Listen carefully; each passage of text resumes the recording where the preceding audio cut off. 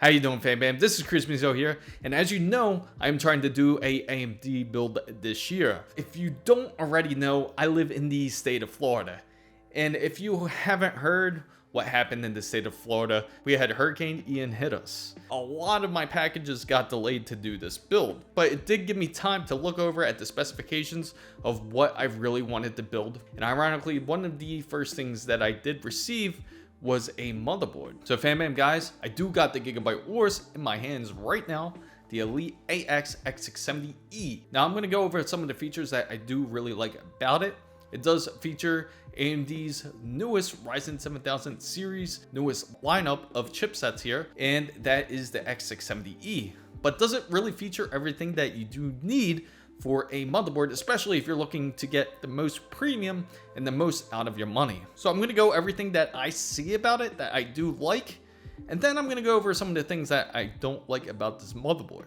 First off, let me say that Gigabyte does really excellent when it comes to the packaging.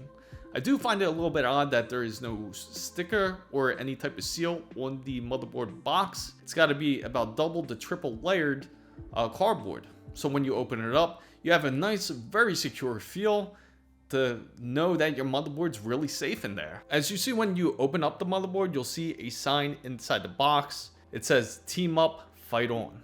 It gives you a very nice feeling when you see it. It's very beautiful the way it's designed, and the plastic, how it's covered to keep your motherboard in place. So you know that it is not flopping everywhere it goes. You don't have to worry about any premature damage to it. What I do love about this motherboard is that it is made in Taiwan. So you know it's going to be a very quality product when it is shipped from there. After you peel up the plastic layer of it, you do notice the heat sinks on it, especially on top of the power stage capacitors that it does have. These VRAM coolers are massive, as you can see. Now it has 20 to 4 power stages. Just the construction of the motherboard, it is very rigid, solid, and it is 8 layers of PCB. On the back of it, it does have a backplate for the actual CPU, and it even has a backplate for the motherboard itself.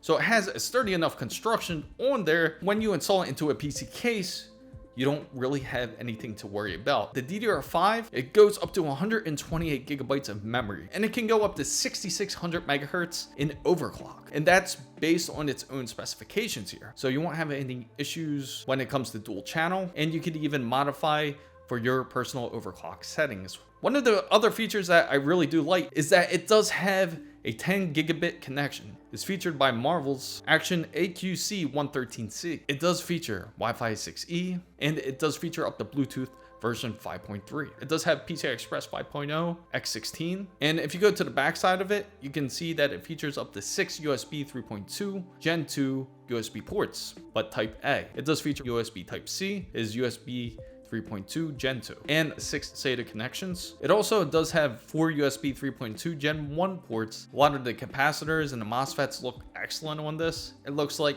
of the highest quality.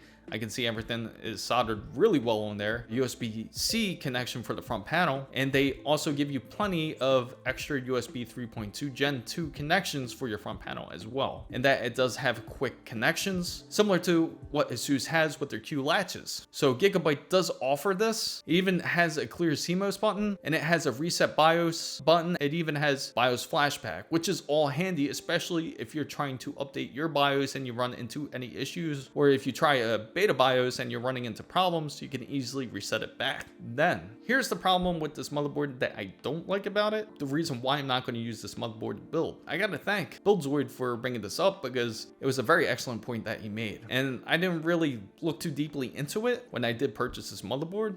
So it was part of my error. But I'm glad that I looked into it more. A weird issue with the board that it does feature up to 4 PCI Express 5.0 NVMe slots, and they're all X4. 2 of them directly connect to the processor itself, which is about X8. Now, where the other problem is that it does have 2 other PCI Express 5.0 NVMe's in there, which will reduce the PCI Express 5.0 X16 to lower down to X8. And that's the last thing you want to do, especially if you're an enthusiast like me, which will give you issues if you're trying to overclock. So essentially, that makes this motherboard pretty useless, especially if you're looking on the gamer aspect side, or even if you're looking for a content creator side where you want to overclock. Another thing that I don't like about this motherboard is that it only has 2 ports in the back, one for microphone, one for regular audio, support up to channel 5.1, but the fact is that you won't really use the audio ports that they do provide you. And the third thing that I don't like about this motherboard, it gives you 4 USB 2.0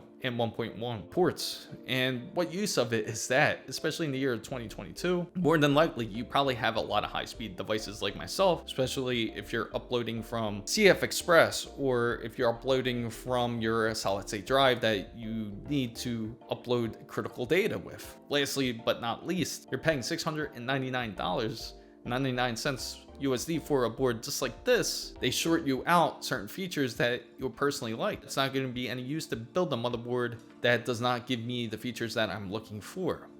So I did look over carefully to select which motherboard that I want. I'm also looking for a better deal out there, especially how expensive PC parts have become. That's another thing that we got to talk about, is how expensive PC parts are.